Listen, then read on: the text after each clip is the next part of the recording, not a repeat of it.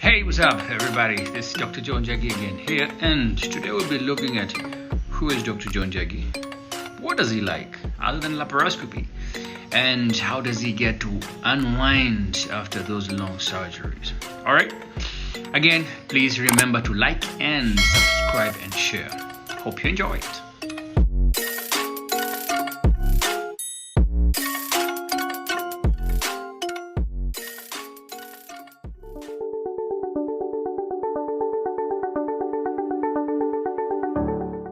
Who is Dr. Joe Njagi? I think interesting. Dr. Joe Njagi is me. I'm a gynecologist and very, very interested in minimal invasive surgery. Ama yule jamaa wa laparoscopy mashinani.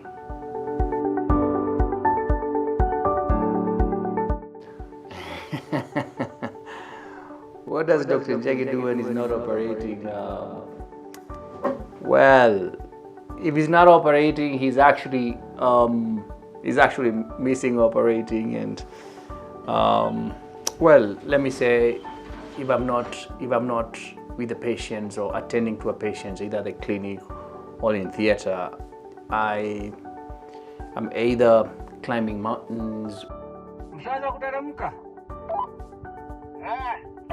or I am canoeing, or I'm just taking a hike somewhere, away from the busy city. But if you ask me in all those things, I would rather be operating.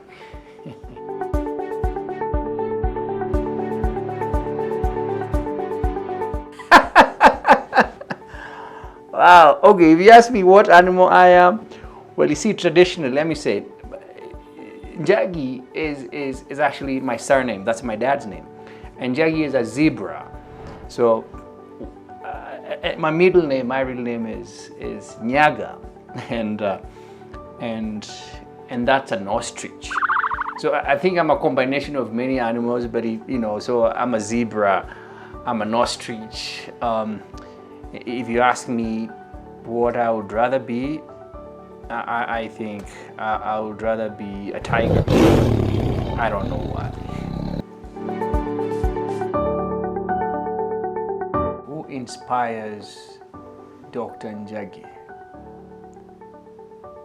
I think I'm inspired by,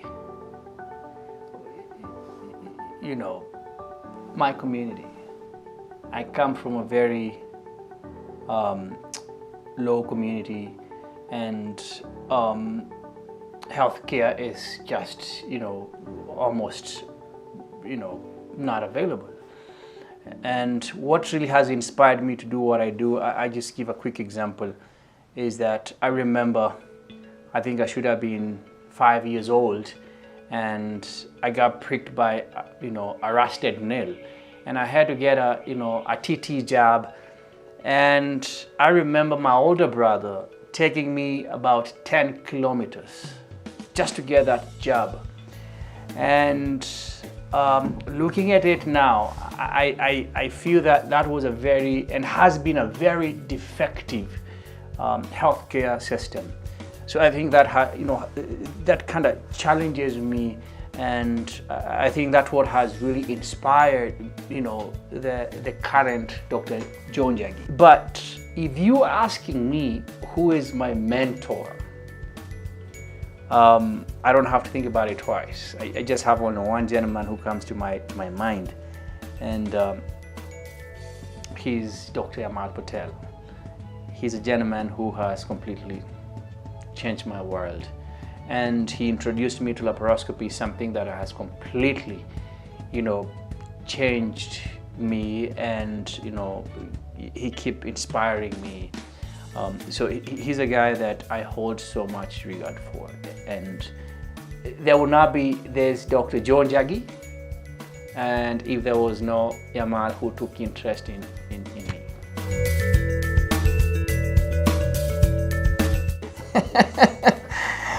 What is my best dish? I have, chapati. Anytime, it's chapati. Why chapati is because most of my training was in Uganda, and didn't have lots of money, so the most affordable meal would be chapati and beans. And every time I went to this small hotel, I would ask for chapati and beans. And in Uganda, it's called chikomando. And actually, chikomando, I came to learn, a few months, after being in Uganda, was the dish for the very poor people. So if you're actually only having chapati and beans, it means that you cannot afford a better meal. Guys start calling me the chapati guy, but chapati should, and it's my best dish. The question, do I make it? Actually, I'm a very good cook, man. I can roll chapatis and a few other dishes, yes.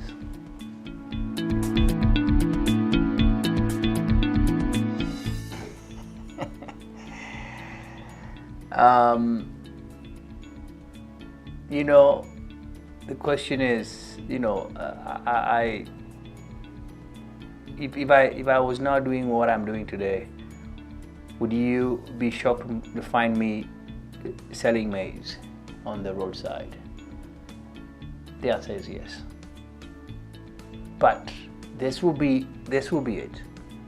If I had to sell maize on the side, on the side of the road, I would tell you, I will be the best seller amongst everybody else. So it really doesn't mean that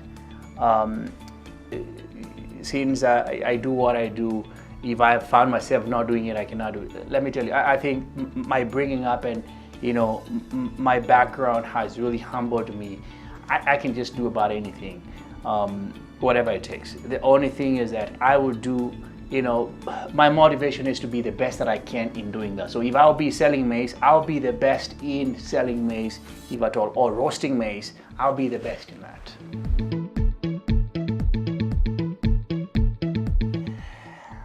What is the most disgusting thing I did in high school? Man, wow. Okay. No, I think I can't say this on camera, but yeah, I got a couple of, few things, disgusting things. But this led, actually, what is interesting is that my dad was the principal of, the high school that I went to, and it actually led to me being expelled from school, and I almost had my, my KCSE cancelled by my own father. So you better believe it was quite disgusting.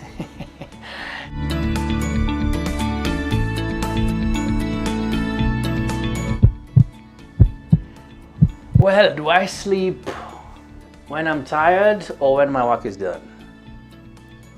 I don't know what being tired is about. I don't know. I know that what needs to get done has to be done. So if it has to be done, there's not room for getting tired. But there's a catch on that, whereby, few studies have been done whereby has shown that exhausted doctors in surgery, their performance is quite compromised. So again, it really depends on what exactly it is. Do I get tired? Yes, I get tired. But if it needs to get done, it gotta get done. My sleeping pattern is, is very interesting. I get very few hours of sleep. I try to accomplish as much as I can during the day. So that kind of helps me save up a little bit of time at night. And the earlier I get done, the sooner I get to sleep. But I never sleep before 11. And I'm up not later than 5.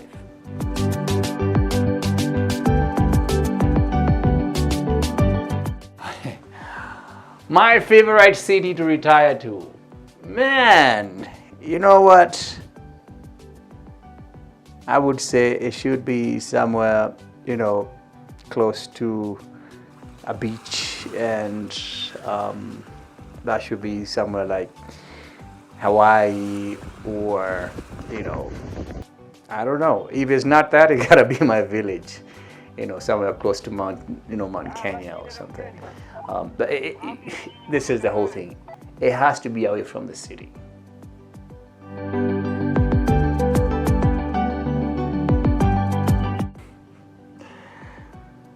Five words you tell a 60-year-old Dr. Njagi.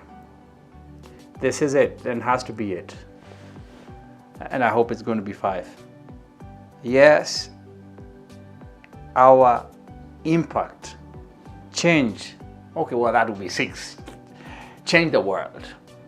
Okay, well, our impact, yes, change, well, our impact, change the world. So those are 5 words.